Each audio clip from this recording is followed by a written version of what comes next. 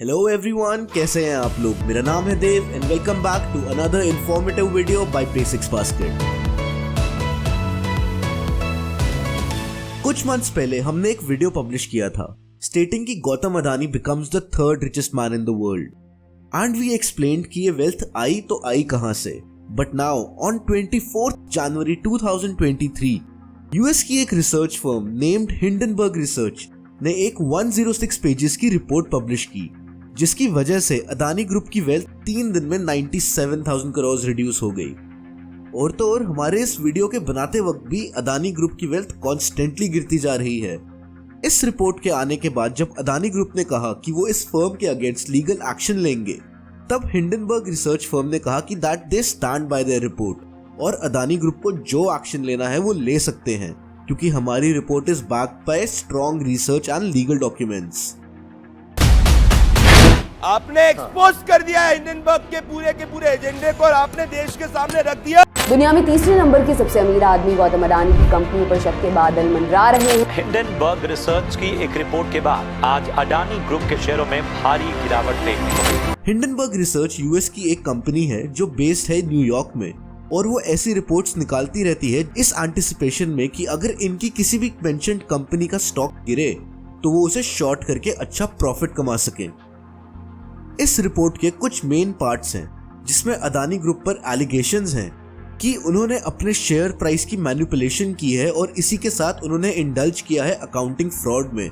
और रिपोर्ट के एंड में अदानी ग्रुप से 88 इंपॉर्टेंट क्वेश्चंस भी पूछे गए हैं। इस रिपोर्ट में अदानी ग्रुप पर एलिगेशंस हैं कि इन्होंने इंडिया के बाहर शेल कंपनीज बनाई हुई हैं। अब इसमें एलिगेशंस ये हैं कि ये शेल कंपनीज अदानी ग्रुप के शेयर ओन करती हैं, जो कि सेबी के रूल्स के खिलाफ है। अब सेबी के अकॉर्डिंग किसी भी पब्लिकली लिस्टेड कंपनी में कंपनी के प्रोमोटर्स का शेयर 75% से ज्यादा होना अलाउड नहीं है, यानी पब्लिक और बाकी म्यूचुअल फंड्स किसी भी कंपनी के एटलीस्ट 25% ओन करना चाहिए।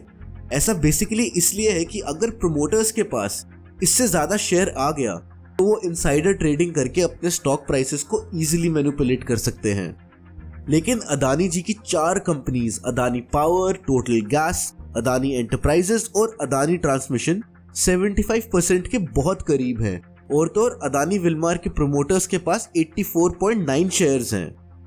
अब आप बोलेंगे कि 75% के करीब ही तो हैं, बट गाइस हिंडनबर्ग रिपोर्ट में एलिगेशंस ये हैं कि मॉरिशस में काफी ऐसे फंड्स हैं जो सिर्फ हमारे गुज्जू भाई ही कंट्रोल कर रहे हैं। For example Cresta mutual funds limited, जो कि एक इन्वेस्टमेंट कंपनी है मॉरिशस की, जिसकी एस्टिमेटेड नेट वर्थ है 13,584 करोड़।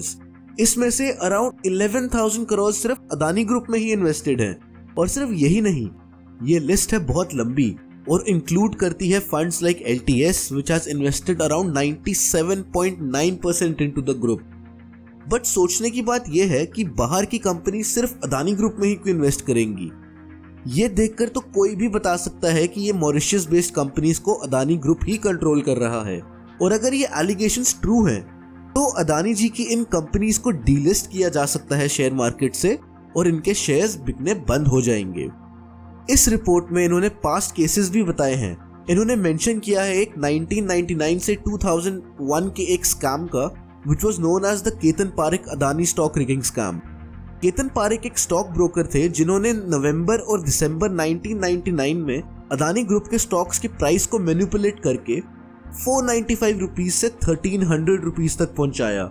इसलिए इनको स्टॉक मार्केट से बैन कर दिया गया, वो भी 14 ईयर्स के लिए। इस रिपोर्ट में ये भी लिखा है कि अगर अदानी ग्रुप को इंडिया में अपनी कंपनीज का प्रॉफिट या कैश फ्लो ज्यादा दिखाना है तो वो मॉरिशस में अपनी कंपनीज से दिखाती है कि उन्होंने कुछ ट्रांजैक्शंस करी है अदानी ग्रुप ऑफ कंपनीज के साथ, जिसकी वजह से अदानी ग्रुप के पास पैसे आए हैं और उनका प्रॉफिट इंक्रीज हो गया है। बट जब ये ट्रांजैक्शंस होती हैं तो ये बैलेंस शीट्स में कहीं पर भी नहीं दिखती। तो फिर सोचने की बात ये है कि ये पैसे गए तो गए कहां पे। इसमें एलिगेशंस ये भी हैं कि गौतम अडानी के भाई विनोद अडानी की मॉरिशस में 38 से ज्यादा शेल कंपनीज हैं जो सिर्फ इंडिया के अदानी ग्रुप के साथ ही बिजनेस करती हैं। इसके लिए हिंडनबर्ग रिसर्च कहता है कि इन्होंने सारी मॉरिशस बेस्ड कंपनीज का डेटा निकाला था और उन्होंने देखा कि इन सारी कंपनीज का डोमेन ऑलमोस्ट सेम डे पर ही खरीदा गया और सबके टेम्पलेट्स ऑलमोस्ट सेम ही है। और बिजनेसेस के बारे में भी सेम ही चीजें लिखी हुई हैं। इस रिपोर्ट में 8 ऐसी ट्रांजैक्शंस मेंशन्ड हैं जो बताई हैं कि कैसे अदानी ग्रुप से पैसे बाहर और अंदर लाए जा सकते हैं। हिंडनबर्ग रिसर्च के अकॉर्डिंग बहुत ही कम इंडिपेंडेंट ब्रोकर्स हैं जो अदानी ग्रुप को रेगुलरली फॉलो कर रहे हैं। फॉर एग्जांपल एक रीजनल ब्रोकर CLSA के नाम से उन्होंने ये स्टेट किया कि मई 2021 के बाद से उन्होंने अदानी एनर्जी ट्रांसमिशन को फॉलो करना बंद कर दिया है, सोनली बिकॉज ऑफ द रीजन कि इनकी वैल्यूएशन अपने कंपेटिटर्स से 16 टाइम्स ज्यादा है। फाइनली इस रिसर्च के एंड में 88 क्वेश्चंस पूछे गए हैं अदानी ग्रुप से और इवन रिसेंटली अदानी जी ने इन क्वेश्चंस का जवाब भी दिया है।